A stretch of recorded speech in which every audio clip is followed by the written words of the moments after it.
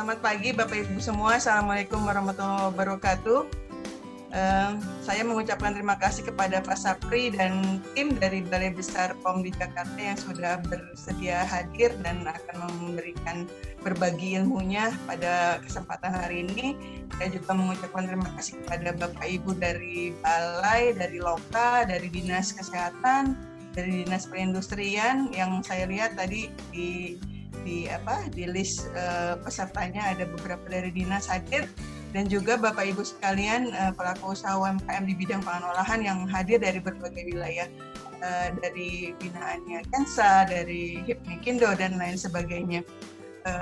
Pada kesempatan ini saya akan sampaikan bahwa Badan POM berkomitmen Bapak Ibu semua untuk mendorong UMKM bisa berdaya saing melalui berbagai program, dan ini merupakan salah satu programnya. Jadi ini kegiatan hari ini adalah sebenarnya adalah rangkaian dari kegiatan pendampingan UMKM yang kita lakukan beberapa kali sebelumnya melalui webinar juga.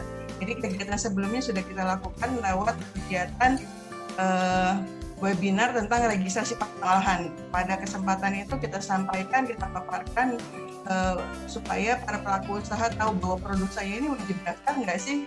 Walaupun wajib daftar, daftarnya kemana? Ke Dinas Kesehatan kah untuk mendapatkan PIRT, atau harus ke Badan POM untuk mendapatkan nomor izin edar MD, istilahnya MD ya singkat. Nah, kegiatan hari ini merupakan rangkaian, kelanjutan dari kegiatan sebelumnya.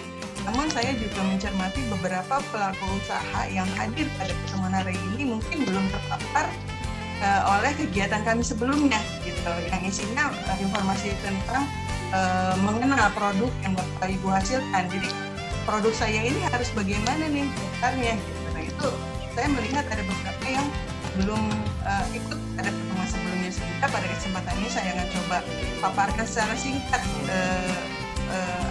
yang mendasar itu.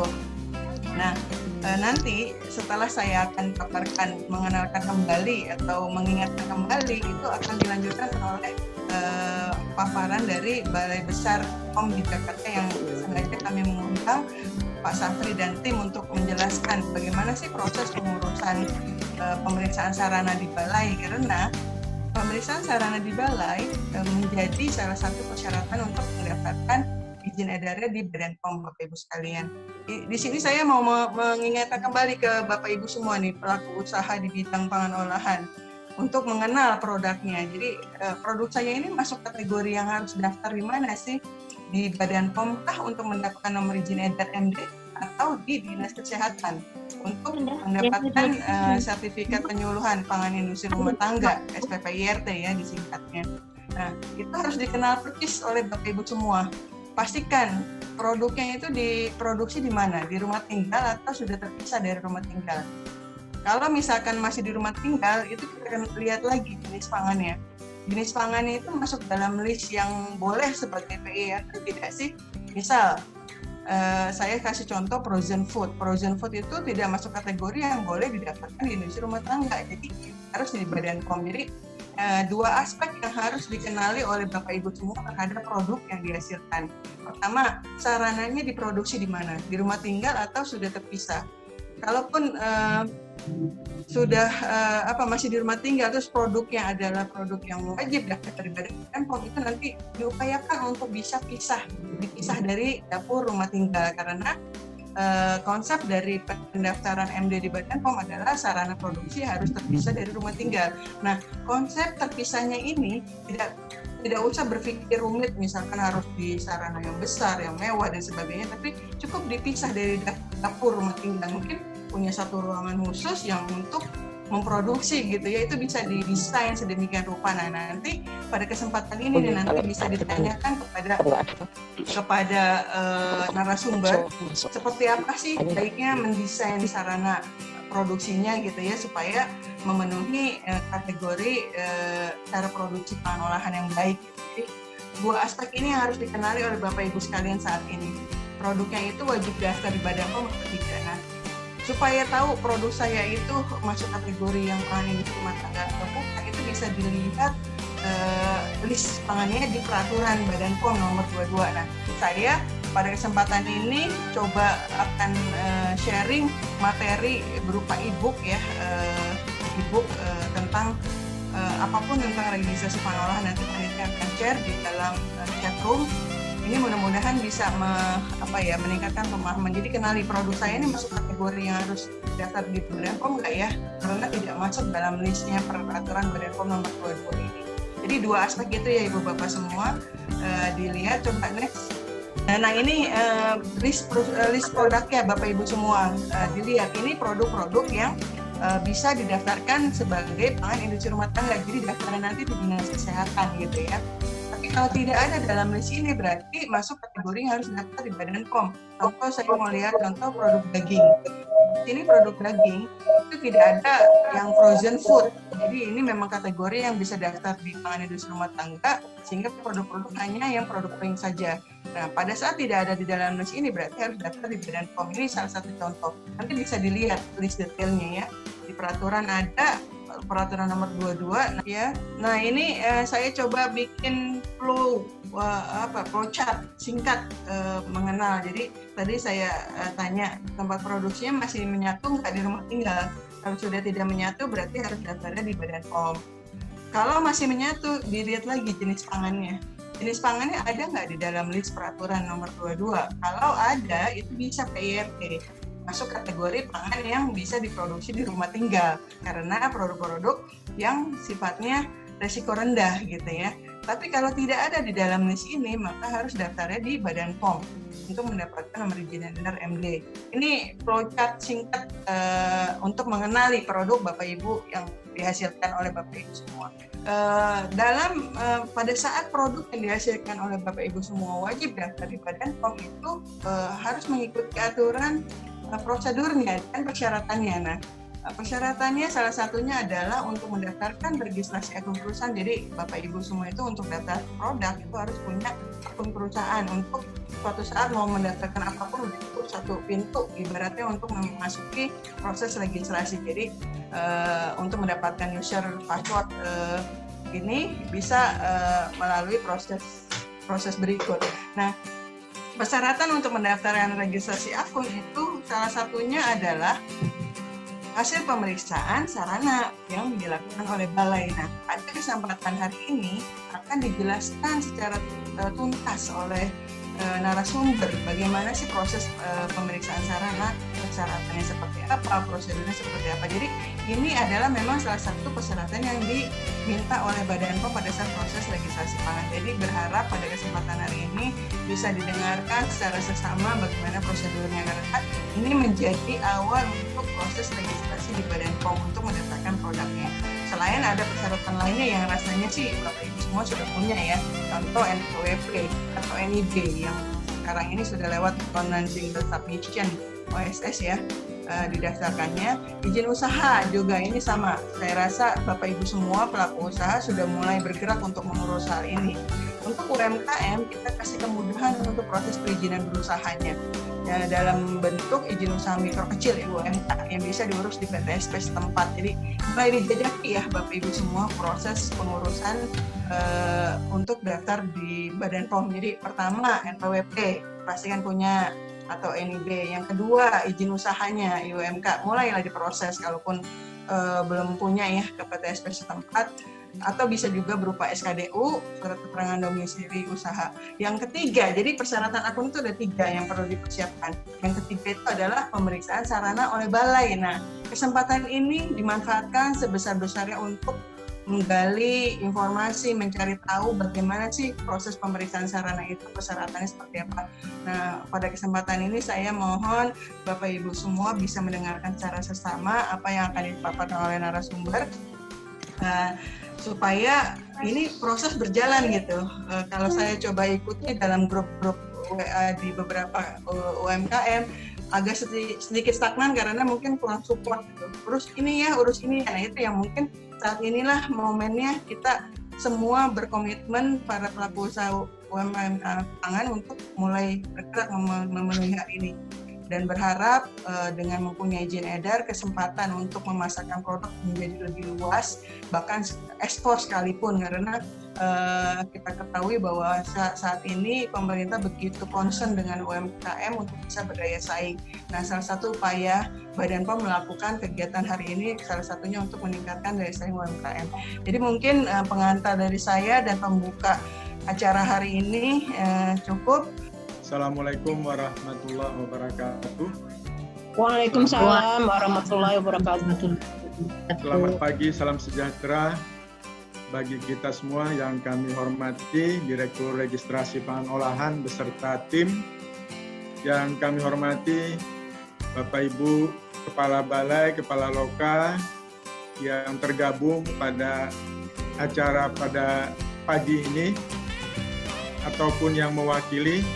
Yang khusus kami banggakan, kami hormati adalah Bapak Ibu para pelaku usaha di bidang pangan olahan yang pada kesempatan ini cukup luar biasa peminatnya untuk bergabung bersama dalam upaya pemberian bimbingan teknis berkaitan dengan bagaimana cara memperoleh izin edar, dan tentu dimulai dari bagaimana cara memproduksi pangan olahan yang baik.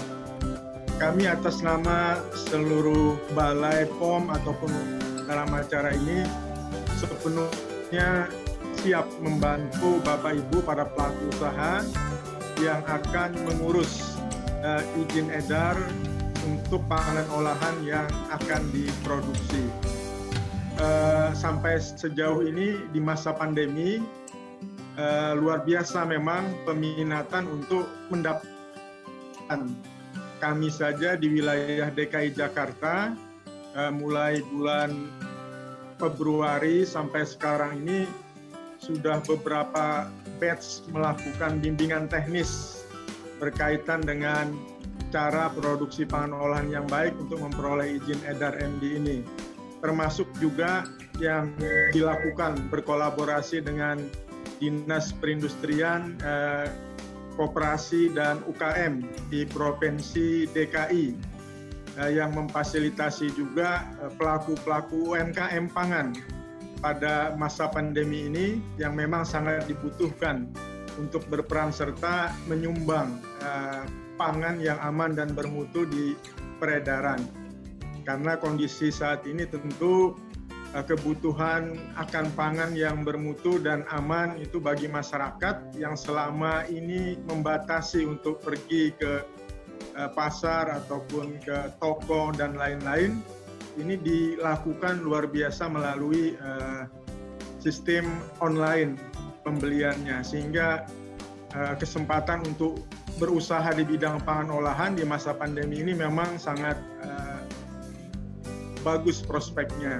Karena itu pula kami pada kesempatan ini dan seterusnya akan siap membantu Bapak Ibu sekalian dalam upaya mencapai kriteria cara produksi pangan olahan yang baik sehingga bisa didaftarkan nanti sebagai pangan dengan registrasi MD. Mungkin itu kami ingin meyakinkan Bapak Ibu sekalian bahwa kita tidak akan membiarkan Bapak Ibu dalam kesulitan. Setiap saat bisa nanti berkomunikasi dengan kita tahap demi tahap agar Bapak Ibu nanti bisa memenuhi persyaratan untuk berproduksi di registrasi MD ini. Tadi disampaikan bahwa ada dua kemungkinan Bapak Ibu bisa mendaftarkan sebagai PRT atau sebagai produk pangan olahan MD. Tentu nanti akan kita lihat ya selama bimbingan teknis ini kira-kira masuk di mana Bapak Ibu nantinya untuk berproduksi pangan olahan. Demikian Bapak Ibu sekalian dan Ibu Direktur, terima kasih untuk kesempatannya. Semoga tentu memberikan manfaat yang sebesar-besarnya bagi kita semua, khususnya bagi Bapak Ibu pelaku usaha yang menjadi mitra kerja kami di dalam menyediakan pangan olahan yang aman dan bermutu, legal, memenuhi syarat peredaran tentunya. Dan demikian, billahi taufiq wal hidayah. Wassalamualaikum warahmatullahi wabarakatuh. Assalamualaikum warahmatullahi wabarakatuh. Waalaikumsalam warahmatullahi wabarakatuh. Selamat pagi, salam sejahtera untuk kita semua. Yang terhormat Ibu Direktur Registrasi Pangan Olahan, Ibu Anissa. Yang terhormat Bapak Kepala Balai Besar Pengawas Obat dan Makanan di Jakarta, Bapak Dr. Andes Safriansah. Yang terhormat Bapak Ibu pejabat struktural di lingkungan Badan POM, terutama di Registrasi Pangan Olahan. Yang berbahagia para peserta UKM di bidang produk pangan. Pertama-tama kita mengucapkan syukur kehadirat Allah yang Maha Kuasa. Kita sudah bisa berkumpul pagi ini. Kita diberi kesempatan untuk saling berbagi ilmu. Kami membagikan pengalaman, sementara kami juga dapat masukan dari Bapak Ibu sekalian. Mohon izin, saya akan menyampaikan pagi ini tentang pemeriksaan sarana balai, tentang apa saja persyaratannya, kemudian apa saja yang kita nilai ketika pemeriksaan sektor balai, baik itu untuk produksi pangan maupun untuk sektor pangan. Bapak Ibu UKM yang ada di sini, saya lihat beberapa ada yang sudah dapat rekomendasi dari kita untuk pemeriksaan sarana balai. Jadi Bapak Ibu mungkin bisa berbagi pengalamannya kepada UKM lain yang dalam proses mendapatkan nomor izin edar. Baik, saya akan coba presentasikan. Perkenalan dulu ya Bapak Ibu. Saya Rini Asri dari Balai Besar Pengawas Obat dan Makanan di Jakarta. Nanti posisinya di mana saya akan jelaskan di struktur organisasi nanti. Kita sama-sama sepakat penggunaan istilah PSB. PSB itu ada singkatan dari pemeriksaan sarana balai. Nanti biar Bapak Ibu nggak bingung ketika pemaparan, nanti ada beberapa kata PSB yang saya sampaikan. Oke. Baik Bapak Ibu, tadi sudah ada pengantar dari Kepala Balai Besar POM di Jakarta. Ini dia pimpinan kami, Kepala Balai Besar POM di Jakarta, Bapak Dr. Andes Safriansah APTMKes. Bapak Ibu mungkin tak kenal tak sayang, makanya kita perkenalkan dulu struktur organisasi kami di Balai Jakarta itu. Kami mengatur apa saja. Wilayah kerja kami adalah wilayah Provinsi DKI Jakarta. Jadi di Balai Jakarta itu ada 4 bidang dan 1 bagian tata usaha. Nah, pertama itu ada di bidang Infokom, informasi komunikasi. Bapak Ibu mau tahu tentang produk obat tradisional, kosmetik, suplemen kesehatan dan pangan, silakan Bapak Ibu bertanya, ataupun ada pengaduan atau keluhan, silakan Bapak Ibu ke bidang Infokom Balai Besar POM di Jakarta di nomor telepon 843040448. Kemudian ada bidang penindakan. Ada penindakan ini ketika sudah produk beredar ternyata ada ketidaksesuaian, atau ada produk ilegal, atau ada yang nakal. Tadinya sudah mendaftar, bahan tambahan pangannya yang dipersyaratkan berapa, kemudian ditambahkan bahan berbahaya ke dalamnya kemungkinan. Nah, ini bisa ditindaklanjut oleh dengan secara kasus pro justisia oleh bidang penindakan. Sementara saya Rini di bidang pemeriksaan. Nah, di bidang pemeriksaan ini ada seksi sertifikasi dan ada seksi inspeksi. Nah, sertifikasi ini premarketnya ketika Bapak Ibu mengajukan pemeriksaan sarana balai, nanti yang audit ke lapangan adalah dari seksi sertifikasi. Sementara untuk yang inspeksinya itu setelah produk beredar, kami melakukan pengawasan rutin ke sarana Bapak Ibu dan juga melakukan sampling dan pengujian. Kemudian ada bidang pengujian. Nah, bidang pengujian ini ada seksi pengujian kimia dan seksi pengujian mikrobiologi. Nah, ini Bapak Ibu ketika produknya yang beredar di pasaran, kami sampling dan diuji bidang pengujian. Atau Bapak Ibu dalam proses pendaftaran, nanti pengujiannya ketika sarana Bapak Ibu kami fasilitasi, itu kami yang uji, nanti yang diujinya di Balai Besar POM di Jakarta di bidang pengujian ini. Untuk reportingnya ada di Subak Data Usaha. Kabak TU, di bawahnya ada Subak Umum dan PE. Nah, untuk wilayah kerja kami adalah wilayah administratif di Provinsi DKI Jakarta, baik itu 5 kota administrasi ataupun 1 kabupaten. Nah, ini ketika Bapak Ibu berada di wilayah ini, ketika Bapak Ibu untuk mendapatkan rekomendasi pemeriksaan sarana balainya, yang mengeluarkan adalah kami. Tetapi kalau Bapak Ibu sudah berada di luar wilayah Provinsi DKI Jakarta, misalnya ada di Bekasi, itu nanti pemeriksaan sarana balainya akan dilakukan oleh Balai Besar POM di Bandung. Nah, untuk Depok dan Bogor serta Kabupaten Bogor itu sudah ada Lokapom Bogor.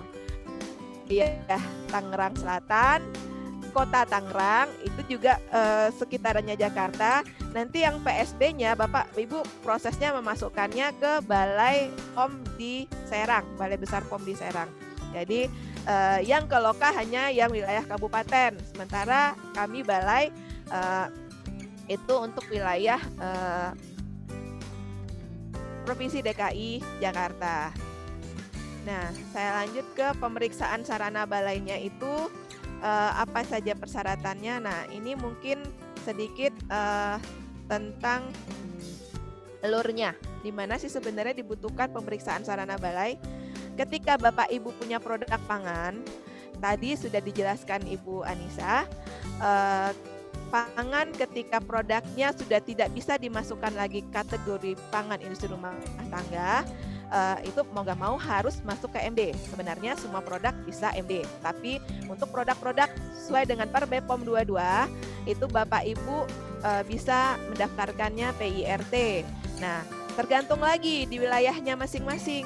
Nah, kalau di wilayah DKI Jakarta itu ada kekhususan, ada istilahnya zonasi. Jadi jika Bapak Ibu itu UMKM itu dengan luas kecil dari 30 meter persegi dan bisa dapat IUMK, itu bisa Bapak Ibu urus MD maupun urus PIRT, tergantung nanti produknya. Tetapi kalau Bapak Ibu sudah berupa industri, walaupun produk yang diproduksinya masih produk resiko ringan dan bisa PIRT, untuk wilayah DKI Jakarta sudah tidak dibenarkan karena sudah kategorinya industri. Kita sambil menjelaskan, jadi ketika Bapak Ibu sudah tidak bisa masuk di kategori PIRT lagi, Bapak Ibu harus mendapatkan, supaya produk Bapak Ibu bisa dijual secara luas, itu harus mendapatkan nomor izin edar MD.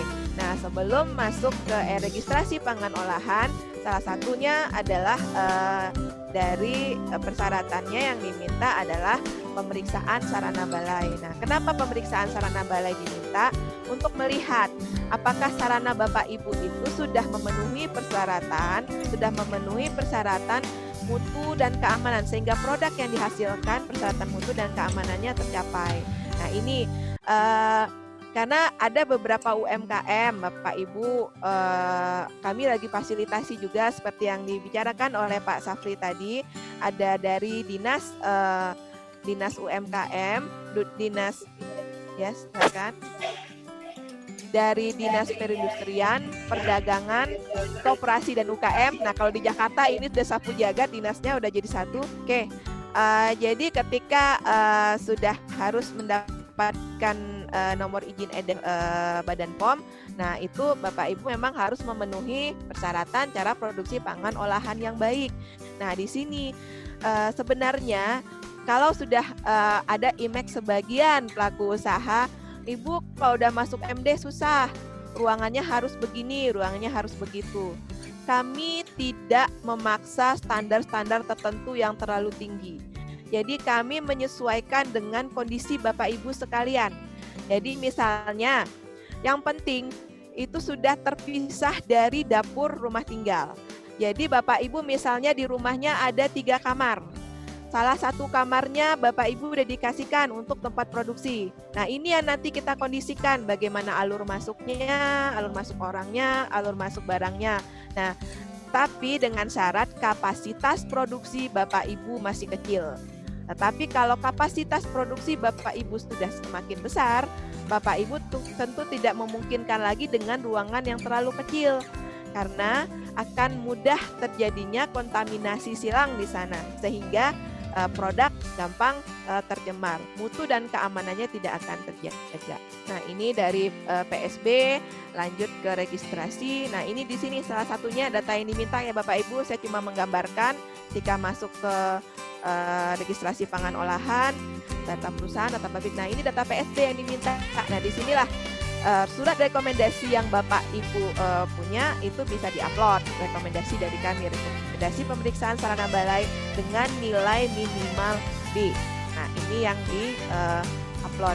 Nah, itu tidak susah, asal Bapak Ibu punya waktu, disediakan waktunya untuk mengerjakan semuanya, dan diharapkan tidak dikontrakkan ke orang lain, sehingga kalau dikontrakkan sehingga nanti ketika post market akan banyak temuan, karena dari awal Bapak Ibu tidak mengerjakannya sendiri karena dikerjakan oleh pihak ketiga. Nah, tentu saja setelah dapat izin edar itu semua tidak berjalan lagi cara produksi pangan olahan yang baiknya. Alur pemeriksaan yang dilakukan oleh tahapan PSB-nya. Jadi Bapak Ibu memasukkan dokumen ke tempat kami, kemudian maksimal 14 hari kerja. Ini untuk wilayah DKI Jakarta ya Bapak Ibu. Ini timeline yang sudah kami tetapkan untuk Bapak Ibu yang mengajukan PSB ke Balai Besar POM di Jakarta. Nah, ini kami punya timeline untuk dokumen yang sudah masuk, sudah lengkap, maksimal 14 hari kerja, berkas diterima, itu sudah kita lakukan audit. Nah, ketika audit, kalau sudah sesuai dan nilainya B, Bapak Ibu langsung mendapatkan rekomendasi. Nah, rekomendasi setelah itu semua sesuai, itu juga maksimal 14 hari kerja. Kapan selesai, itu juga kita keluarkan rekomendasi. Tetapi kalau kita ketika kita melakukan pemeriksaan ke sarana Bapak Ibu melakukan audit, ada beberapa yang belum sesuai, dan itu tingkat temuannya mayor dan kritis. Nah, itu memang harus ditindaklanjuti Bapak Ibu. Nah, itu kalau belum sesuai, kami meminta corrective action, preventive action. Jadi bagaimana tindakan perbaikan Bapak Ibu terhadap temuan tersebut. Selain tindakan perbaikannya, kemudian untuk waktu yang akan datang supaya tidak terjadi lagi temuan itu, supaya tidak berulang lagi temuan itu, harus ada preventifnya seperti apa yang Bapak lakukan, Bapak Ibu lakukan pada sarana Bapak Ibu. Kemudian dari permintaan KAPA itu nanti kita akan lihatkan materi KAPA-nya seperti apa. Kemudian kalau KAPA-nya sudah sesuai, kami langsung terbitkan rekomendasi. Nah, tapi kalau kami tunggu Bapak Ibu menyelah KAPA ini, corrective action, preventive action-nya ini, tindakan perbaikan dan tindakan pencegahannya ini kami tunggu 3 bulan namanya. Kalau dari yang pertama Bapak Ibu ketika kita permintaan kekurangan tidak ditindaklanjuti satupun, dari tidak dibalas surat kami dan tidak ada balasan apapun dari sarana Bapak Ibu, mulai dari tanggal surat kami layangkan sampai 3 bulan kemudian, kalau tidak ada respon apa-apa dari pelaku usaha, itu kami anggap permohonannya dibatalkan. Jadi jika Bapak Ibu mau mengulang tetap melanjutkan, kami mohon untuk mengajukan lagi dari awal. Jadi mohon kalau sudah ada tindakan perbaikannya, silakan dicicil dulu ke Balai Besar POM di Jakarta. Nah, kalau yang belum bisa dilakukan perbaikan, itu Bapak Ibu bisa minta tenggang waktu di situ, tapi ada komunikasi dengan kami di sana selama Bapak Ibu memenuhi tindakan perbaikannya dan tindakan pencegahannya tersebut. Nah, ini alur pemeriksaan. Permohonan dulu, kemudian dilakukan audit. Setelah dilakukan audit, permintaan tindakan perbaikan, tindakan pencegahannya itu KAPA namanya kami.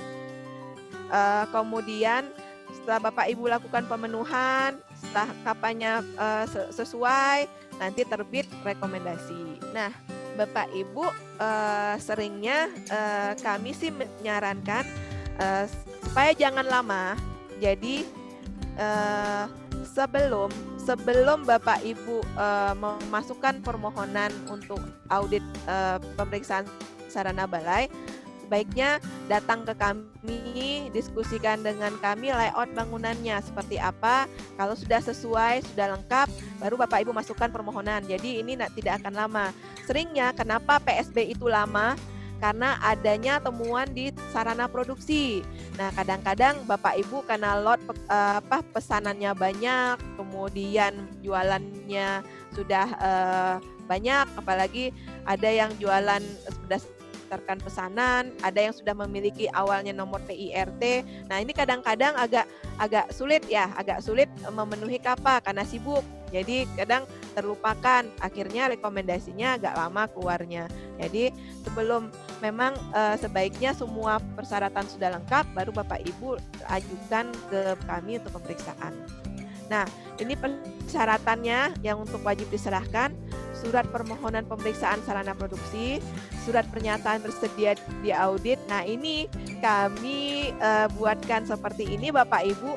Kadang surat permohonan sudah masuk ke kami. Kemudian ketika kami jadwalkan, si sarana mundur terus, kami nggak bisa katanya. Kemudian minta mundur lagi. Sementara ini kan teman-teman kami untuk ngatur timeline-nya, ngatur jadwal, sementara permohonan yang masuk itu banyak, ini agak sulit Bapak Ibu. Akhirnya agak ke belakang jadinya karena kami hitung tanggal oke permohonannya terakhir itu yang tanggal kita oke, tidak awal Bapak Ibu memasukkan. Karena kalau Bapak Ibu menolak, otomatis kami minta surat ada resminya, surat permohonan diundur jadwal auditnya. Jadi kalau memang biasanya kalau sudah pakai surat pernyataan bersedia di audit, ketika kita sudah berikan jadwal sarana siap, paling mundurnya 1 atau 2 hari, itu nggak masalah. Nah, ini kadang yang masalah ini mundurnya bisa berbulan. Nah, ini yang kami harus ikat dulu di sini. Kemudian kelengkapan berkas untuk sarana produksi pangan UMKM. Dan kelengkapan berkasnya seperti apa? Perlu Bapak Ibu, kami ketika Bapak Ibu sebelum masukkan untuk diskusi denah dan sebagainya, layout bangunan dan sebagainya, silakan datang aja ke kami. Nah, ini kelengkapan berkasnya: surat pernyataan bersedia di audit, kemudian surat permohonan. Nah, ini surat permohonan, ini kelengkapannya ya, checklistnya ini. Kalau sudah ada semua di sini yang centang, itu udah lengkap, itu siap untuk kami audit. Nah, peta lokasi, denah bangunan, peta lokasi Bapak Ibu, biar nggak jelas tempat plot sarananya Bapak Ibu. Jadi kami bisa juga ngecek dari awal. Kalau di Jakarta itu, kalau seandainya Bapak Ibu dari denah bangunannya sudah besar, kemudian dari peta lokasinya terlihat itu ada di zona perumahan, ini kami harus pastikan lagi izin IUMK-nya keluar apa tidak. Kalau izin dari Pemdanya tidak keluar, nanti yang kasihan Bapak Ibu. Kalau seandainya tetap kami lanjutkan prosesnya, nanti Bapak Ibu dapat izin edar, setelah berproses nanti datang Satpol PP yang menutup sarana Bapak Ibu. Nah, ini yang kami sama-sama kita jaga. Jadi kalau memang itu dizonasi, memenuhi persyaratan untuk produksi di zonasi, Bapak Ibu punya IUMK-nya. Makanya kami cek dulu nih, makanya kami minta peta lokasi, denah bangunan, dan peta lokasi nggak susah ya Bapak Ibu ya, tinggal Sherlock juga bisa ke kami dan sebagainya. Jadi semuanya sekarang nggak ada yang susah, semuanya jadi gampang ya Bapak Ibu.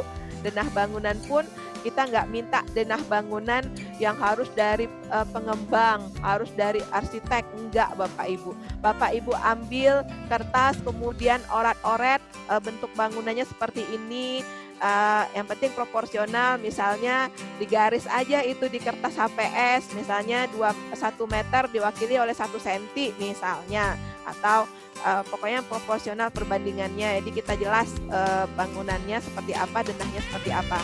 Jadi pintunya sebelah mana. Tinggal Bapak Ibu oret-oret aja.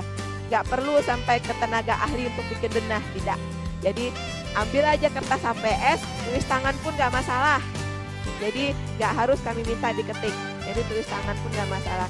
Tapi sekarang malahan pelaku usaha yang lebih canggih-canggih ya, dengan adanya teknologi informasi sekarang, bikin denah bangunan itu sudah gampang. Kemudian izin usaha. Nah, ini izin usaha tadi IUMK atau keterangan domisili yang di tempat Bapak Ibu. Keterangan di sana SKDU dan sebagainya itu sekarang untuk informasi DKI Jakarta sudah tidak mengeluarkan lagi. Jadi yang dikeluarkan oleh PTSP IUMK. Jadi kalau Bapak Ibu berada di wilayah Jakarta menyatakan tempat produksi, silakan aja langsung urus IUMK. Tidak sulit sekarang Bapak Ibu mengurus IUMK. Kalau mengalami kesulitan nanti kami sambungkan dengan Dinas Perindustrian Perdagangan, Koperasi dan UKM-nya DKI Jakarta beserta Sudinnya di 6 wilayah. Jadi tidak sulit Bapak Ibu ya IUMK, karena menjadi target kinerja mereka juga di lintas sektor kami itu. Jadi berapa IUMK yang dikeluarkan. Nah, sekarang yang kejadian adalah IUMK yang keluar itu sudah banyak sekali. Nah, ini mereka mengeluarkan IUMK sementara izin edar belum. Nah, ini yang akhirnya kami fasilitasi, kami saring lagi mana yang bisa PIRT, mana yang harus MD, mana nantinya yang jatuhnya pangan siap saji. Nah, ini yang benar-benar harus kami klaster lagi di awal nanti. Kalau memang sekarang IUMK tidak susah Pak, Bapak Ibu untuk mendapatkannya di Provinsi DKI Jakarta. Kemudian akte perusahaan kalau ada, kalau usaha sendiri tidak. Kemudian bukti kepemilikan atau sewa tempat produksi. Nah, ini Bapak Ibu, kalau Bapak Ibu sewa, kita meyakinkan itu sewanya itu jangan berakhir izin edar keluar, sewanya udah berakhir, Bapak Ibu harus pindah. Nah, ini kan kasihan. Jadi kita pastikan dulu dalam rangka periode tertentu Bapak Ibu masih di sana lokasinya, sehingga nanti jangan pas izin edar keluar tempat produksinya harus pindah. Yang misalnya kalau seandainya Bapak Ibu sewa, yang punya rumah nggak mau diperpanjang. Nah, ini yang jadi masalah gitu. Bapak Ibu tetap mau di sana, tetapi yang punya rumah tidak mau diperpanjang. Nah, ini harus dipastikan dulu Bapak Ibu. Untuk persyaratan itu nanti Bapak Ibu masukkan ke kami untuk sarana produksi tersebut. Masukkan ke Balai Besar POM di Jakarta. Jadi Bapak Ibu datang dulu aja. Nah, sekarang pada masa pandemi ini kita Bapak Ibu tidak wajib datang langsung juga tidak apa-apa. Bapak Ibu melalui online, nanti saya sampaikan di belakang diklinya apa Bapak Ibu, sehingga bisa konsultasi dengan kami secara online. Jadi bisa di mana saja, kapan saja Bapak Ibu ya, untuk melakukan konsultasi dengan petugas kami di Balai Besar POM di Jakarta. Kemudian penanganan hama. Nah, ini kita minta penanganan hama ini Bapak Ibu tidak harus kerjasama dengan Retrofil atau sebagainya. Bapak Ibu bisa melakukan sendiri, buat aja SOP-nya. Misalnya Bapak Ibu pasang perangkap tikus di beberapa titik misalnya, dan itu tercatat di SOP Bapak Ibu, standar operasional prosedur atau instruksi kerja atau apapun itu ke lab luar yang terakreditasi. Contoh format permohonannya di sana ada, nanti bisa dibagi sama panitia Jakarta. Tahu nggak usah, nanti linknya juga ada, Bapak Ibu bisa lihat di sana seperti apa format suratnya. Kemudian Bapak Ibu juga bisa lihat format-format yang harus dimasukkan kepada kami itu sudah ada. Nanti SOP pun, nah ini SOP minimal harus ada, SOP penerimaan, SOP penyimpanan, SOP pengawasan mutu, SOP higien sanitasi karyawan, higien sanitasi ruangan, nanti kita akan bahas di cara produksi pangan olahan yang baik. Kemudian SOP higien sanitasi dan SOP recall, SOP catatan pengolahan. Ini yang SOP wajib karena ini terkait banget sama mutu dan keamanan produk yang Bapak Ibu produksi. Nah, untuk membuat SOP ini Bapak Ibu juga sudah punya contohnya. Nanti kami akan share di link sertifikasi online kami. Di situ sudah Bapak Ibu di e-booknya, Bapak Ibu sudah bisa mencontoh seperti apa sih SOP itu. Atau Bapak Ibu punya versi sendiri, silahkan. Yang penting syarat minimal SOP sudah harus ada, itu aja. Bapak Ibu silakan membuat berkreasi, tapi sesuai dengan standar syarat pembuatan standar operasional prosedur. Jadi Bapak Ibu persyaratan tadi, contohnya ini surat pernyataan, kemudian SOP-SOP-nya tadi juga sudah ada.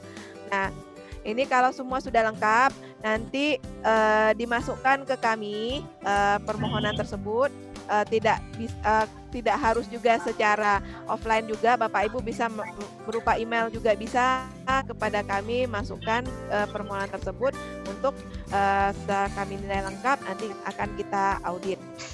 Ya, ini tadi untuk produksi. Sekarang saya akan paparkan persyaratan untuk importir. Nah, importir hampir sama, cuma tadi daftar peralatan produksi pasti nggak ada. Kemudian daftar peralatan lab atau laboratorium pasti nggak ada. Nah, ini yang kami minta adalah tambahan di sini foto produknya. Kadang-kadang ada yang coba-coba masukkan ke kami itu baru coba-coba Bapak Ibu, jadi belum jelas nih yang diimpor, baru oh ya ini produk itu, karena kami nggak minta CO dan sebagainya, karena itu diminta di registrasi pangan olahan. Jadi sekarang kami cuma minta foto produknya. Jadi untuk mengikat yang masukan itu adalah benar-benar yang serius untuk mendapatkan izin edar, bukan yang sekedar hanya coba-coba untuk mendapatkan izin edar atau dan sebagainya. Dia belum tahu produknya itu bisa diimpor nggak, dia bisa dapat kuasa untuk mengimpornya di Indonesia apa tidak, ini belum jelas. Nah, kami pastikannya di situ untuk produk dan foto produk ini yang memastikan, sehingga kami lanjut untuk memproses sarana importir Bapak Ibu untuk bisa dapat rekomendasi pemeriksaan sarana distribusi ya. Kemudian persyaratannya sama, surat pernyataan bersedia diaudit, surat permohonan, peta lokasi kantor dan gudang. Kenapa kami minta kantor dan gudang? Karena kadang kantornya di lokasi Jakarta Timur misalnya, gudangnya bisa aja di Cengkareng, Jakarta Barat. Nah, ini makanya ada 2 lokasi, denah bangunan, kantor dan gudang.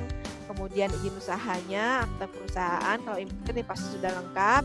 Kemudian bukti kepemilikan atau sewa tempatnya. Kadang-kadang ada nih yang nakalan untuk importir. Gudang yang dikasih tahu ke kami itu cuma pinjaman sementara. Jadi untuk mendapatkan rekomendasi aja, padahal itu bukan gudangnya dia. Nah, ini yang kami pastikan itu bukti kepemilikannya, surat sewanya, memang importir itu punya gudang di sana. Untuk memudahkan kami juga untuk pengawasan post marketnya Bapak Ibu sekalian. Jadi kadang sekarang kalau kantor ya ada virtual office katanya ya, istilahnya virtual office. Jadi cuma alamat surat yang ke kantor itu, tapi yang kami utamakan adalah gudangnya Bapak Ibu sekalian. Gudangnya itu memenuhi persyaratan tidak untuk menyimpan produk Bapak Ibu, itu yang kami pastikan kalau untuk importir. Ada beberapa SOP juga yang kami minta di sini untuk importir ini. Nah, SOP-nya SOP penerimaan, SOP penyimpanan dan pendistribusian, SOP pengawasan mutu, nah, SOP higien sanitasi karyawan, SOP higien sanitasi ruangan atau gudangnya, ruang gudang maksudnya di sini. Nah, SOP pengawasan mutu ini kami untuk memastikan Bapak Ibu memastikan mutu dan keamanan produk yang Bapak Ibu impor. Misalnya Bapak Ibu ada pengujian secara berkala, kami ini misalnya, tapi dijelaskan di SOP bagaimana Bapak Ibu mengawal mutunya tersebut. Tidak hanya percaya kepada COA dari produk yang Bapak Ibu dari produsennya. Jadi kami memastikan di sini di SOP itu, SOP pengawasan mutu, sehingga bagaimana kami tidak minta setiap saat, tetapi secara periodik Bapak Ibu menguji produk yang tersebut ke laboratorium terakreditasi. Ini surat pernyataan hampir sama, surat pernyataan bersedia diaudit, nanti ada ditandatangani menggunakan materai 6.000. Oke. Nah, untuk pemeriksaan sarana produksi, form pemeriksaannya seperti ini. Kemudian ini beberapa form berikutnya sampai bagaimana form untuk tindakan perbaikan dan tindakan pencegahan. Kita istilahkan yang dengan CAPA, corrective action, preventive action. Nah, ini Bapak Ibu silakan melihat contoh-contohnya di sini, form pemeriksaannya seperti apa. Ini ialah yang akan kami lihat di sarana Bapak Ibu sekalian nantinya. Ini form permintaan kapanya seperti ini, nanti akan Bapak Ibu terima kurangannya apa. Nah, kemudian ini untuk temuannya apa. Nah, ini kapanya perlu saya jelaskan. Misalnya temuannya masih terdapat tikus di ruangan produksi, di ruangan mixing, pencampuran tepung misalnya. Kemudian perbaikannya apa? Bapak Ibu sudah membuat penanganan hamanya seperti apa? Buktinya apa? Bukti perbaikannya. Nah, ini buktinya ini bisa Bapak Ibu bikin foto sebelum dan sesudah perbaikan. Jadi sebelum perbaikan dan sesudah perbaikan. Nah, ini berapa lama waktu Bapak Ibu mengerjakannya? Nah, ini keterangan sudah selesai apa belum? Nah, ini dituangkan di sini semua temuan-temuan yang harus Bapak Ibu tindak-lanjuti. Jadi, nomor temuannya apa, kemudian perbaikannya seperti apa. Nah, bukti perbaikannya apa? Gitu. Bukti perbaikannya ini bisa berupa video juga Bapak Ibu, video sebelum dan video sesudah atau foto sebelum dan foto sesudah. Tapi jika ada sesuatu yang kritikal dan kami memang harus tinjau lapangan lagi, kami akan tinjau lapangan. Nanti kalau sudah selesai capanya tersebut, nanti kita akan terbitkan close inspeksinya. Nah, kalau sudah close, nanti akan kita langsung lanjut terbitkan rekomendasi. Nah, surat rekomendasi ini nanti akan kami tujukan ke Direktorat Pengawas tergantung produknya ya Bapak Ibu ya. Kemudian tembusannya ke registrasi pangan olahan. Nanti dokumen inilah, lanjut dokumen rekomendasi inilah yang nanti akan Bapak Ibu upload ketika masuk ke registrasi pangan olahan. Nah, ini form rekomendasinya. Nah, dokumen inilah yang nantinya rekomendasi ini, satu lembar ini yang Bapak Ibu scan dan upload jika masuk ke registrasi pangan olahan. Jadi, inilah di sini nilainya minimal B Bapak Ibu ya, minimal B untuk sarana produksi. Sehingga kalau nilai Bapak Ibu minimal B, nah dokumen ini bisa berlaku sampai 5 tahun ya Bapak Ibu di registrasi pangan olahan. Jadi tetapi untuk tempat produksi yang sama Bapak Ibu ya, kalau tempat produksinya sudah berubah, kemudian proses produksinya sudah berubah, peralatan produksinya juga sudah beda, ini mengajukan PSB baru ya Bapak Ibu. Selama tempat produksinya masih sama, peralatan digunakan masih sama, itu bisa menggunakan PSB yang sama untuk produk yang Bapak Ibu daftarkan berikutnya. Mungkin hari ini Bapak Ibu mendaftarkan varian A, besok beberapa waktu lagi varian B. Nah, ini bisa menggunakan PSB yang sama. Tetapi kalau yang di PSB itu misalnya Bapak Ibu di rumah nih, sarana produksinya di kamar yang sebelah kanan. Sekarang Bapak Ibu produksinya untuk produk yang baru di kamar sebelah kiri. Nah, ini Bapak Ibu tidak bisa menggunakan PSB yang lama. PSB yang mana rekomendasinya itu hanyalah untuk sarana yang sesuai denah yang sudah kami setujui. Nah, kalau Bapak Ibu di luar denah itu harus mengajukan PSB baru lagi. Ini timeline-nya ya Bapak Ibu, waktu pelaksanaannya ini sekali lagi kami tegaskan ini untuk wilayah DKI Jakarta. Jadi paling lama 14 hari kerja setelah dokumen kami terima itu sudah harus kami audit. Tapi biasanya nggak nyampe 14 hari kerja Bapak Ibu. Tapi kalau dokumennya yang yang masuk banyak banget, ini ya kadang memang ada yang agak mepet. Tapi kami usahakan dari pengalaman dari 3 tahun terakhir tidak ada yang lewat timeline untuk di auditnya ini. Dari waktu audit 14 hari kerja ketika dokumen dinyatakan lengkap itu kami lakukan audit. Begitu juga close kapanya, rekomendasi terbit. Kalau kapanya Bapak Ibu, pemenuhan Bapak Ibu sudah sesuai semua dalam waktu dan sudah dinyatakan close, nah 14 hari kerja itu maksimal rekomendasi sudah terbit. Tapi biasanya nggak sampai 14 hari kerja. Ini batas maksimal saja jika memang lot pekerjaan kami lagi banyak. Tetapi kami akan berusaha menyelesaikannya secepat mungkin semampu kami. Nah, ini untuk timeline-nya dan tidak melewati batas maksimal 14 hari kerja. Nah, ini tadi yang saya sampaikan, maksimal 3 bulan semenjak permintaan KAPA, pelaku usaha harus merespon. Kalau tindakan perbaikan pencegahannya tidak direspon sama sekali, kami anggap Bapak Ibu sudah tidak melanjutkan proses untuk meminta permohonan mendapatkan rekomendasi pemeriksaan sarana balai.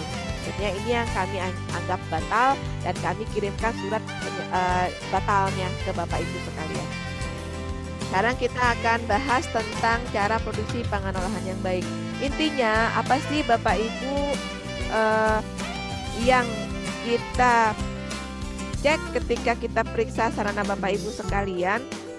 Nah, itu tentu saja tentang pemenuhan cara produksi pangan olahan yang baik. Nah, ini apa saja yang kami nanti cek ketika kami audit, nanti akan kami paparkan.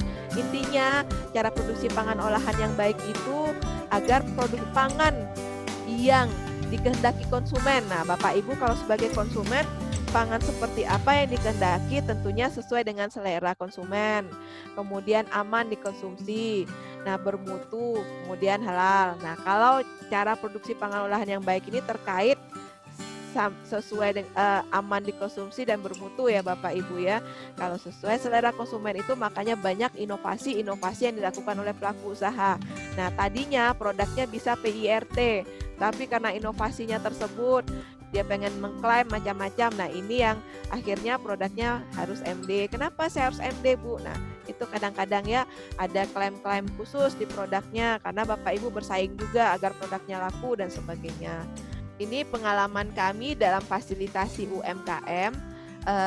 Kalau Bapak Ibu serius, itu biasanya nggak lama rekomendasi akan keluar. Nah, untuk tahun 2020 ini kami memfasilitasi ada 22 UMKM pangan di wilayah DKI Jakarta.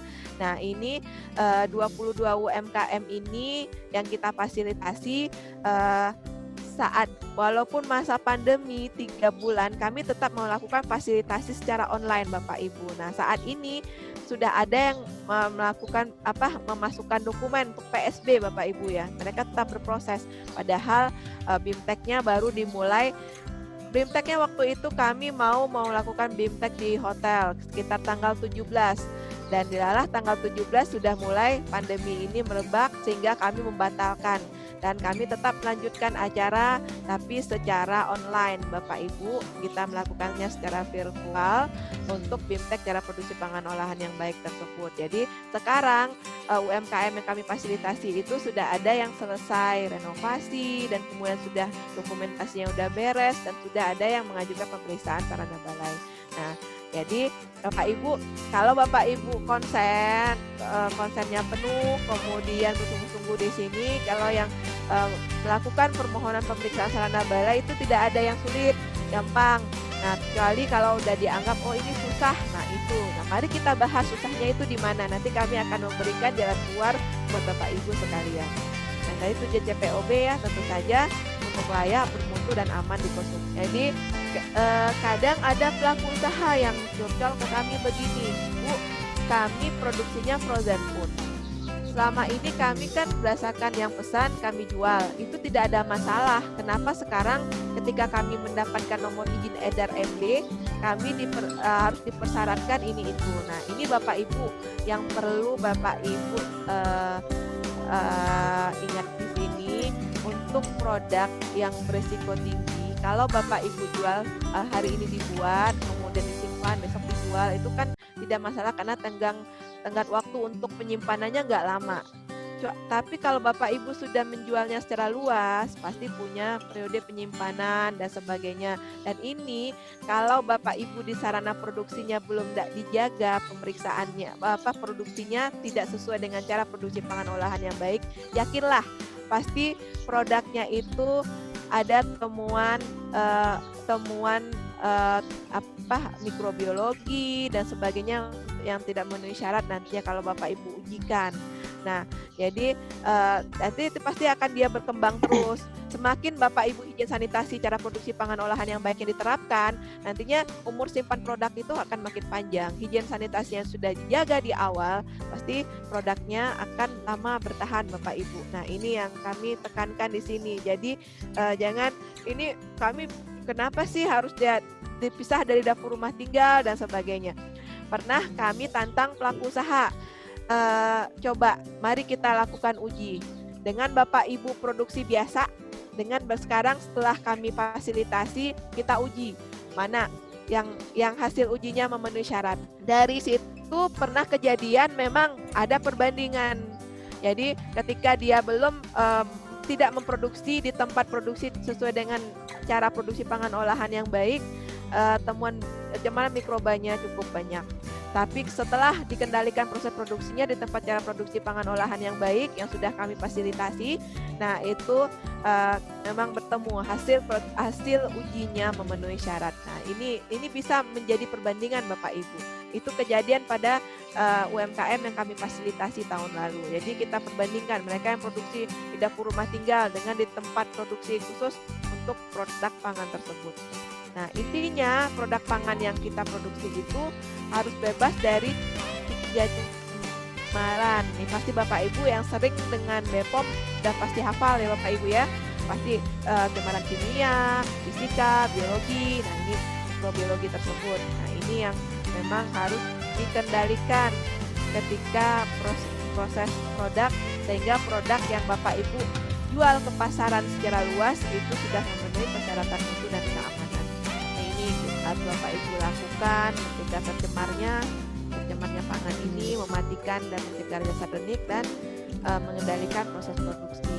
Untuk regulasinya Bapak Ibu bisa di website POM banyak Bapak Ibu, bisa Bapak Ibu cek tentang pangan satu-satu. Ini kalau bicara masalah regulasi ini,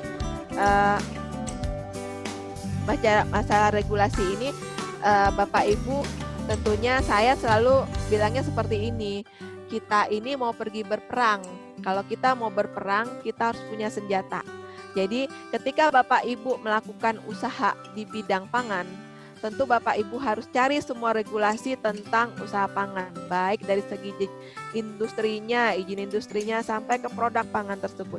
Regulasi apa saja yang ada. Tentunya pemerintah membuat regulasi tujuannya adalah untuk melindungi masyarakat.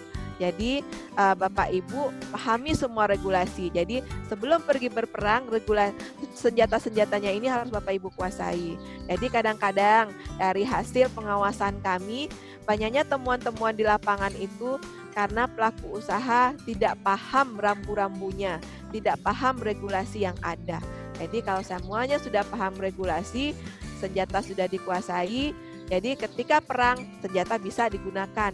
Tetapi kalau tidak memahami regulasi, otomatis senjata tidak dikuasai, otomatis pasti di lapangan banyak masalah yang ditemui. Nah, CPOB itu cara produksi pangan olahan yang baik itu apa saja ya Bapak Ibu yang menjadi kritikal yang diceknya. Nah, itu mulai dari pimpinan. Nah, pimpinannya seperti apa? Pimpinannya sudah pernah ikut pelatihan ya produksi pangan olahan yang baik apa belum? Atau HACCP, silakan Bapak Ibu sudah punya pelatihannya. Nah, kalaupun dari perusahaan Bapak Ibu ikut pelatihan baru 1 orang, nah punya sertifikat, Bapak Ibu tidak perlu mengikutkan keluar juga untuk karyawannya. Kalau punya anggaran silakan. Bapak Ibu bisa diseminasi sendiri. Nah, diseminasi Bapak Ibu sudah melatih karyawannya ini, Bapak Ibu kumpulkan, Bapak Ibu latihkan seperti yang kami memberi penjelasan kepada Bapak Ibu, ajarkan karyawannya, dan itu dokumentasikan.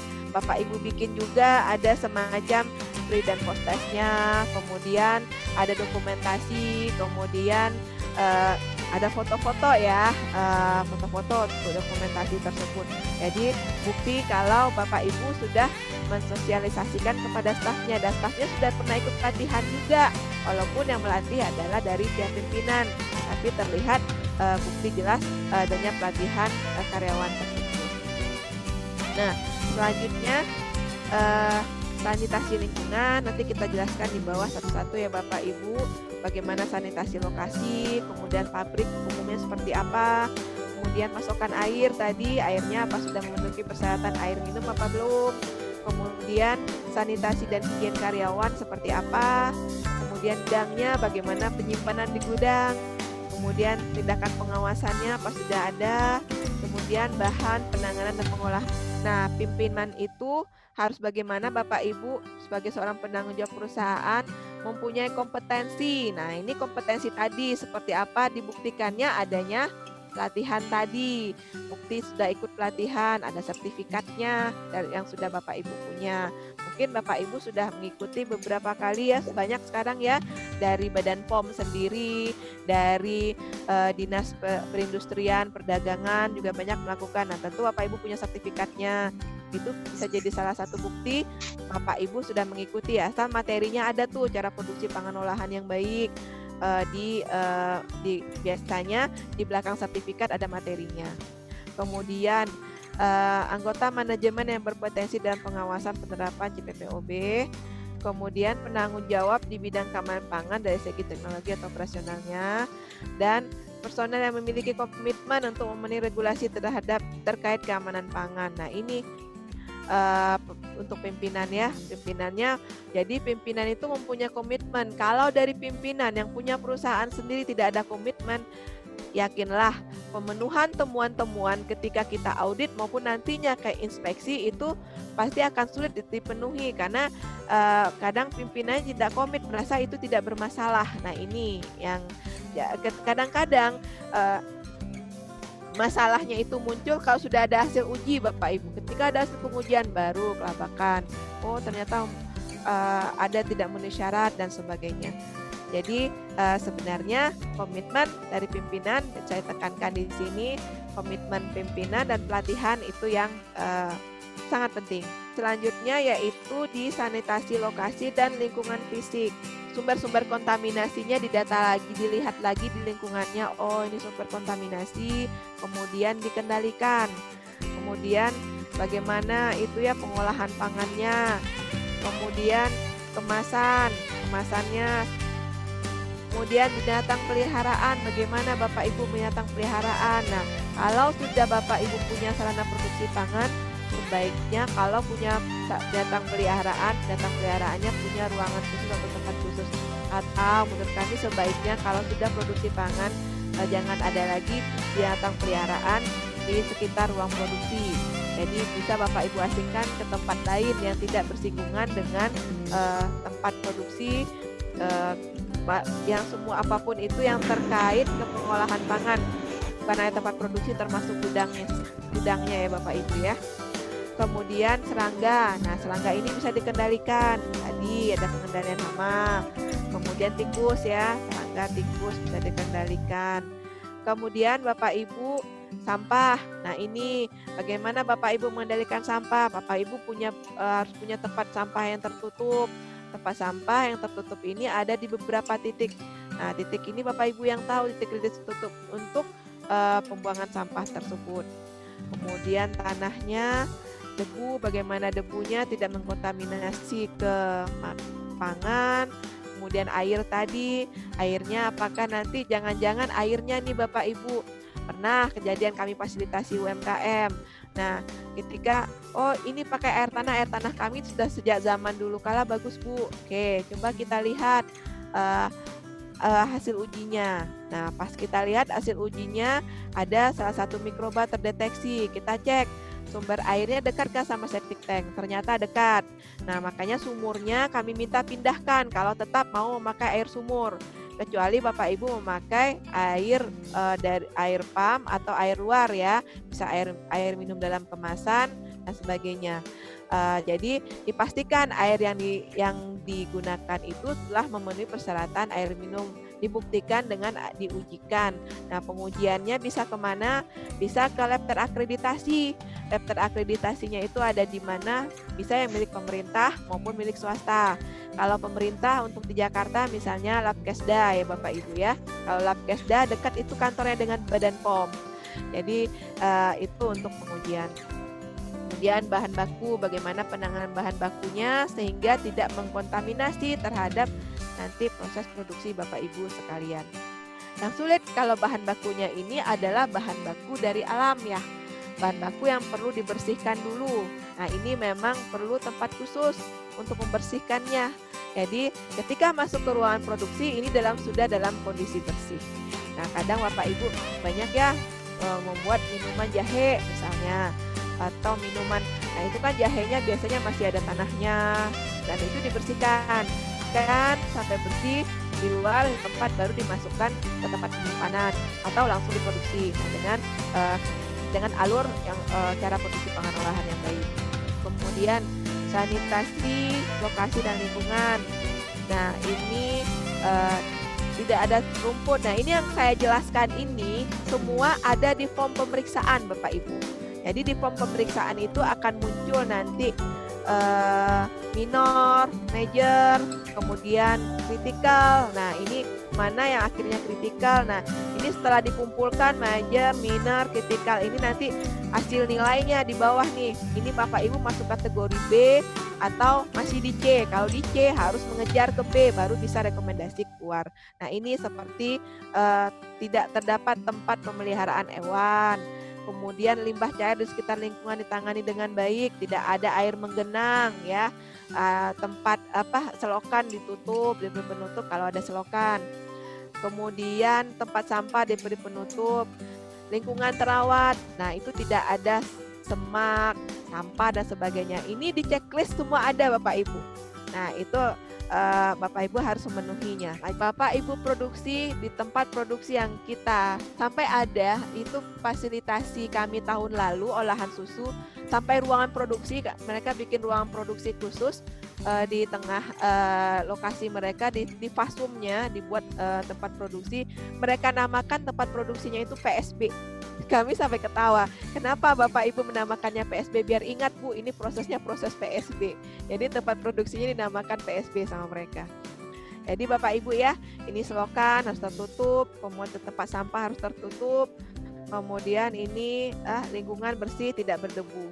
Nah, semua yang ada di sini yang digambarkan ini ada di checklist pemeriksaan nanti Bapak Ibu ketika teman-teman kita audit lapangan. Nah, terdapat pengendalian hama. Tadi pengendalian hamanya Bapak Ibu bisa lakukan sendiri atau Bapak Ibu menggunakan pihak ketiga. Bisa jadi, bisa saya nyebut merek, mohon maaf, misalnya Terminik ya tadi, kayak Terminik dan sebagainya. Silahkan, asal di SOP-nya. Kalau Bapak Ibu lakukan sendiri juga boleh, nggak masalah. Yang penting bagi kami apapun yang Bapak Ibu lakukan, ketika kita lihat di lapangan, itu efektif. Jadi nggak sulit Bapak Ibu, silakan Bapak Ibu mau berkarya seperti apa. Tapi yang Bapak Ibu lakukan itu efektif, tidak membahayakan kepada produk yang Bapak Ibu produksi. Itu saja. Jadi mau lakukan sendiri, dengan cara apa, silahkan. Nanti kita cek keefektifan yang sistem yang Bapak Ibu lakukan. Kemudian pencegahan dan pengendalian hama yang efektif kita lihat ya. Ini pakai perangkap tikus seperti ini juga diperbolehkan. Tapi ada di titik-titik tertentu di ruang produksi bagaimana, apakah nanti akan mencemari produk, ini perlu dilihat dan Bapak Ibu tahu jangan. Ini rancangan bangunan, Bapak Ibu jangan pabrik ya. Nanti deh kami belum sempat mengganti PPT-nya ke yang industri kecil, nanti kita coba. Tahun lalu dengan luas ruangan produksi cuma 26 meter persegi itu ada yang produksi frozen food bisa Bapak Ibu. Bisa mengendalikan produknya, mengendalikan proses produksi cuma 26 meter persegi. Dan itu walaupun jadi seperti pabrik ini ya Bapak Ibu ya. Jadi rancang bangunnya sesuai dengan jenis pangan yang diproduksi, bangunan dalam keadaan terawat.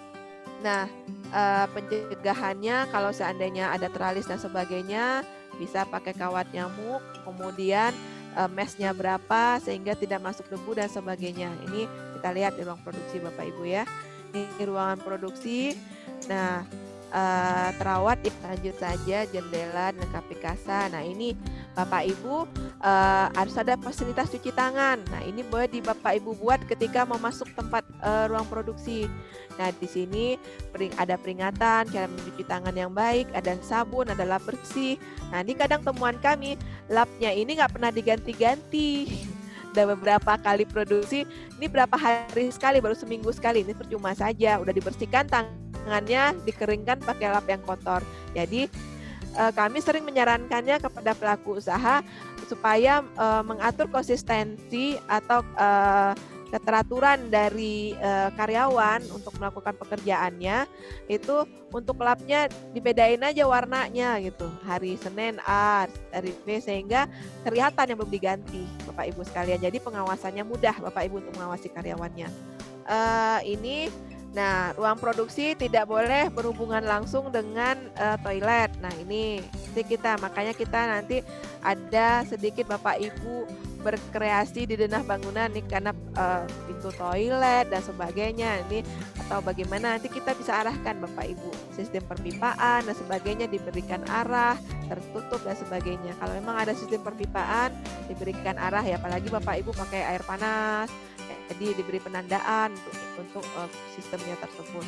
Nah, Bapak Ibu adanya program sanitasi ya, bagaimana proses pembersihan. Nah, ini kadang perlu Bapak Ibu ingat untuk bahan kemasan. Ketika Bapak Ibu beli bahan kemasan dari pasaran, misalnya, Bapak Ibu harus pastikan bahan kemasannya itu food grade, kemudian ketika mau digunakan itu sudah bersih. Kalau belum yakin, Bapak Ibu harus melakukan proses pembersihannya lagi. Nah, ini pembersihannya bisa berbagai cara Bapak Ibu. Kalau mau yang botol itu pakai alat bisa, atau Bapak Ibu bisa rebus atau bagaimana, jelas dengan air panas atau bagaimana nanti, atau Bapak Ibu kerjasama dengan produsen dari kemasan tersebut. Kemasan yang dikirim ke Bapak Ibu adalah kemasan yang siap pakai, yang sudah higien sanitasinya terjaga. Kemudian peralatan produksi, intinya peralatan yang digunakan itu tidak bisa mengkontaminasi terhadap produk. Jadi kenapa kami minta kalau ada meja kayu dilapisi, karena kayu makin lama makin lapuk. Nah, di lapuk itu nanti serpihannya bisa masuk ke produk Bapak Ibu. Nah, ini yang kami jaga. Makanya kalau produk bukan kami mewajibkan stainless, tidak, tapi bahan apapun yang Bapak Ibu gunakan itu bahannya itu tidak bisa mengkontaminasi ke pangan. Silakan berdebat dengan kami kalau seandainya, Bu, ini bisa. Oke, nanti kita lihat bagaimana apakah bahan itu aman digunakan untuk produksi. Kemudian lanjut. Nah, ini pasokan air tadi ya. Perlu dipastikan airnya memenuhi persyaratan air bersih. Nah, perlu juga Bapak Ibu kalau menggunakan es. Nah, es terbuat dari air yang memenuhi persyaratan. Jangan nanti airnya sudah air bersih, Bapak Ibu beli es jadi. Nah, esnya ini yang mengandung mikroba yang membuat padahal produksi Bapak Ibu sudah dijaga sedemikian rupa. Tetapi bahan bakunya yang nanti akan mempengaruhi terhadap. Nah, ini higien sanitasi. Nah, kenapa karyawan itu kita minta ketika sebelum masuk ke ruang produksi menggunakan baju khusus untuk produksi atau bajunya dilapisi. Nah, ini supaya baju yang digunakan dari rumah tidak mengkontaminasi terhadap produk yang diproduksi. Sekarang kita belajar banyak Bapak Ibu, dengan adanya kasus pandemi sekarang kita belajar banyak untuk kebersihan ini. Nah, itu analognya seperti itu. Ketika Bapak Ibu pulang dari luar, nah Bapak Ibu sebelum masuk rumah ketemu dengan anak misalnya ya, ketika zaman pandemi sekarang pasti membersihkan dulu semua bajunya, menukar dulu, jangan dulu ketemu sama anak sebelum bajunya diganti. Nah, begitu juga analognya dengan ruang produksi.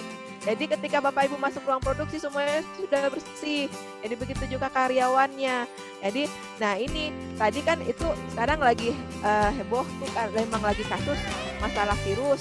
Nah ini itu virus itu juga bisa terbawa ke produksi Bapak Ibu. Jadi kalau Bapak Ibu tidak mengendalikan karyawannya, tidak mengganti baju dulu dari baju yang dipakai dari rumah, dia kan bisa terkontaminasi di angkot misalnya ketika dia berangkat ke tempat produksi, bisa juga di sarana transportasi umum lainnya atau dari udara ketika dia lewat di luar dari debu dan sebagainya.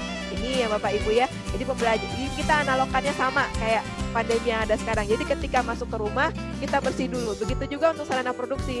Jadi semua orang yang masuk ke sarana produksi, baik itu inspektur misalnya, harus memenuhi persyaratan tata cara ketika harus masuk ruangan produksi, harus ganti baju dan sebagainya, tetap diperlakukan sama. Jadi jangan nanti kalau inspektur kami datang boleh aja, kadang kami suka ngetes, kadang-kadang Bapak Ibu disuruh ganti baju nggak nih ya, gitu ketika masuk ruang produksi. Jadi Bapak Ibu siapapun yang masuk ruang produksi itu harus dalam keadaan bersih.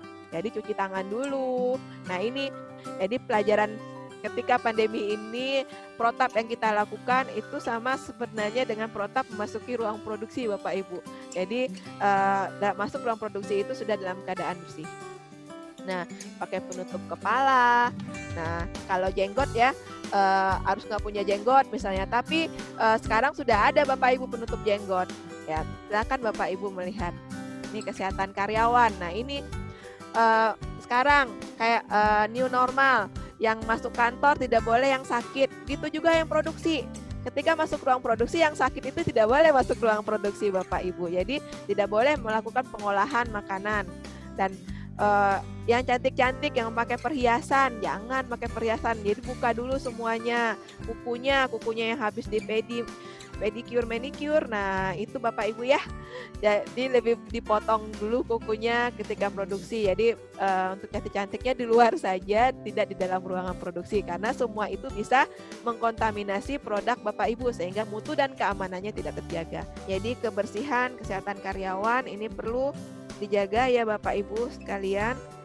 Nah, ini memakai penutup kepala, mencuci tangan. Nah, itu aturan mencuci tangan berapa detik. Nah, itu sekarang kan kita menerapkan ya Bapak Ibu ya. Nah, sama aja untuk masuk ke ruang produksi juga begitu. Kita cuci tangan. Nah, kadang-kadang kalau Bapak Ibu tidak punya ruang tempat cuci tangannya agak jauh dengan pintu masuk. Jadi, ketika cuci tangan di luar, pas mau masuk ruang produksi, kita minta pakai hand sanitizer. Nah, jadi sudah terbiasa, mungkin lebih enak ya, karena dengan kita samakan dengan kondisi yang seperti masuk ruang produksi itu memang benar-benar sudah bersih, steril. Nah, di ruang produksi tidak boleh ada yang makan dan minum. Jadi Bapak Ibu kalau memang tidak ada lokasi makan dan minum di ruang tamunya misalnya keluar, jadi tidak dalam ruang produksi. Jadi karyawannya disediakan tempat untuk mereka istirahat atau makan dan minum. Kalau nggak ada ya di rumah Bapak Ibu sekalian. Nah, ini ya agak susah memang melakukan pengawasan perilaku karyawan. Biasanya mereka konsisten menggunakan semua itu ketika PSB awal, pemeriksaan sarana balai awal. Ketika sudah berlanjut, kadang-kadang Bu ribet pakai sarung tangan, Bu ribet pakai penutup kepala. Nanti tiba-tiba ada aja produk Bapak Ibu diretur dari distribusi misalnya karena ada rambut. Nah, ini akibatnya ke produk semuanya Bapak Ibu. Kemudian gudang. Nah, ini untuk UMKM kita tidak mewajibkan ada gudang khusus. Yang penting terpisah untuk penyimpanan bahan baku, bahan kemasan, dan produk jadi. Nah, untuk bahan baku bisa berupa lemari juga tidak masalah. Bapak Ibu punya ruang produksinya kecil, tidak bisa buat gudang. Oke, di dalam ruang produksi juga boleh. Tapi kita lihat lagi ya Bapak Ibu, produknya apa. Kalau produknya sangat tinggi resikonya juga harus kita kondisikan. Tapi kalau kondisinya bisa kita lihat tidak mencemari terhadap produk, tidak masalah. Tidak masalah di ruang produksi ada lemari. Jadi lemarinya mungkin ada berapa pintu, berapa laci ya. Khusus buat kemasan 1, khusus untuk bahan baku 1, khusus untuk produk jadi 1. Jadi masing-masing punya tempat penyimpanan khususnya. Dan di lemari es juga Bapak Ibu ya perlu diatur lagi kalau memang ada penyimpanan.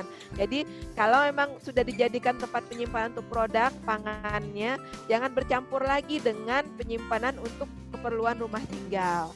Mungkin begitu Bapak Ibu. Kemudian penyimpanannya harus dalam suhu yang seharusnya.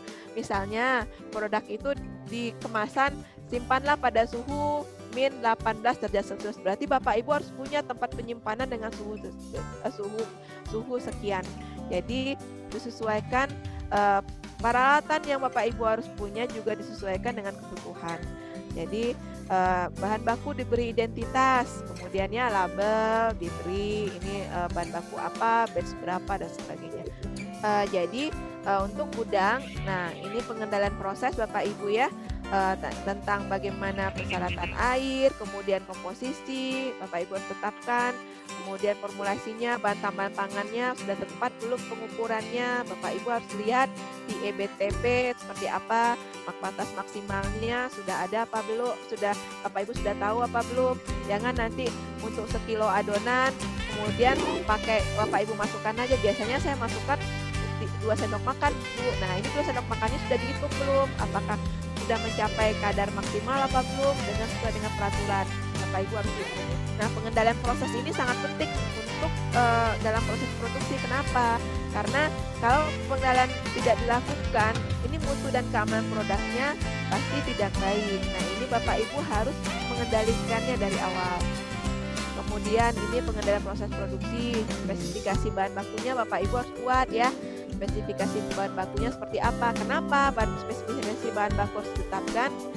Karena nanti produk Bapak Ibu tidak berubah-berubah. Jadi kadang warnanya kuning, hari ini kuningnya pudar, besok kuningnya terlalu mencereng. Jadi konsumen jadi bingung kalau yang biasa itu Bapak Ibu. Jadi kalau Bapak Ibu sudah menerapkan spesifikasi dari awal, pasti produknya akan sama dari waktu ke waktu walaupun sudah puluhan tahun. Persyaratan air, komposisi, cara produksi, jenis ukuran dan kemasan, keterangan produk lengkap, cek label kemasan nanti ya Bapak Ibu ya, peralatan label. Karena UKM ya, oke. Ini layout secara ininya ya Bapak Ibu, lanjut ke depan contohnya aja, lanjut selanjutnya. Nah, ini yang di selanjutnya ini Bapak Ibu, ini contoh sederhananya saja. Ini Bapak Ibu ada ruangan ganti, kemudian ada gudang produk jadi, ini seminimalnya. Tapi kalau Bapak Ibu tidak punya gudang, bisa berupa lemari dalam ruang produksi bisa. Nah, kemasan sekunder seperti apa kita lihat. Tergantung lagi ke kapasitas produksi Bapak Ibu sekalian. Lanjut, ini untuk yang UMKM.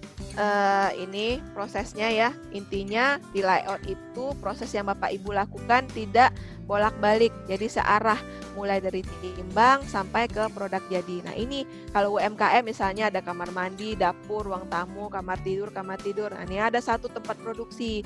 Di luar sini dibuatlah tempat ganti bajunya, kemudian wastafel cuci tangan sebelum masuk pintu masuk ruangan produksi.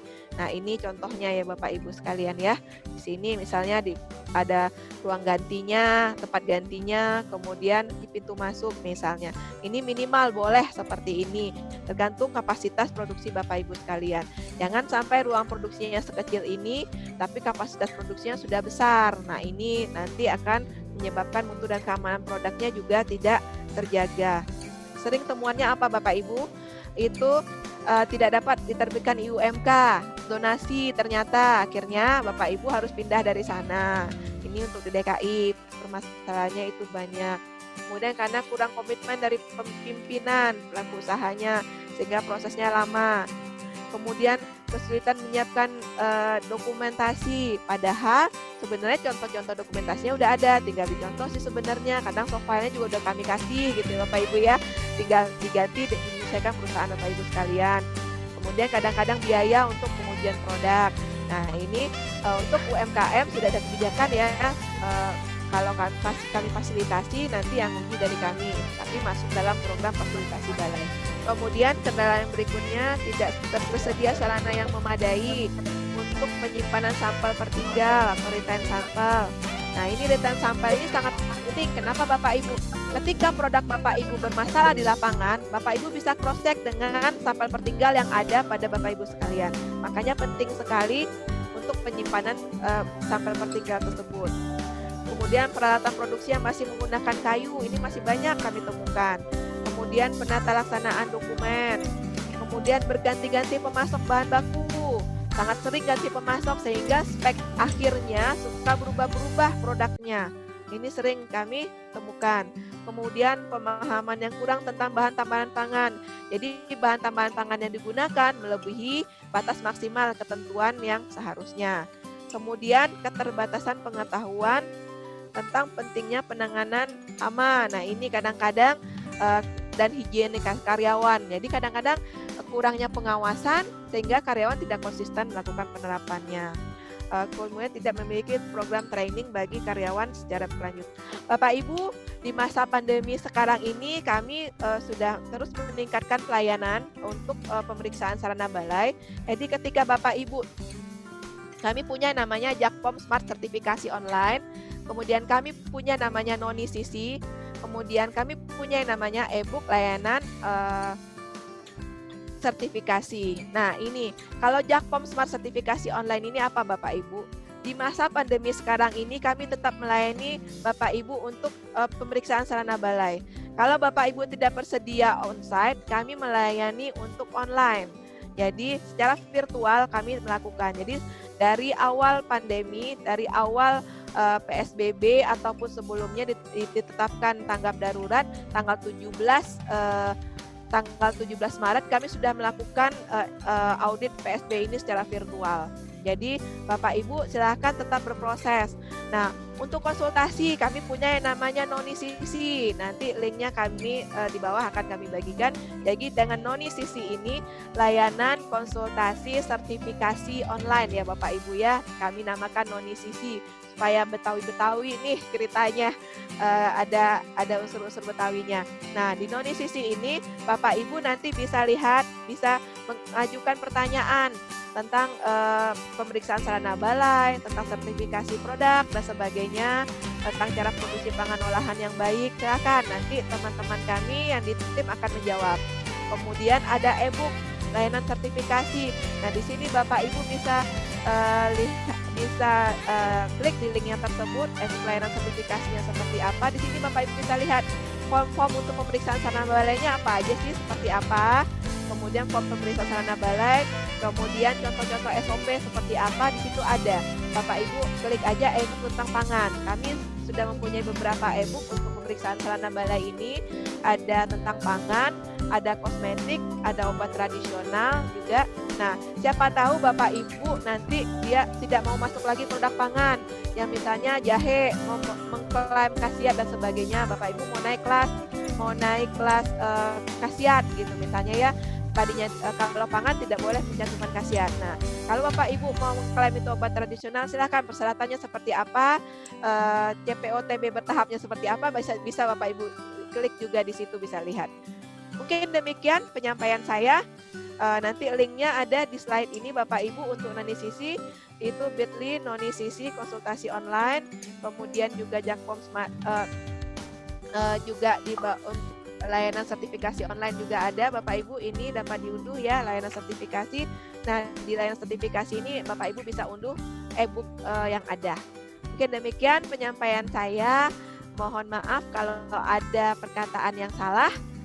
Saya akhiri. Assalamualaikum warahmatullahi wabarakatuh.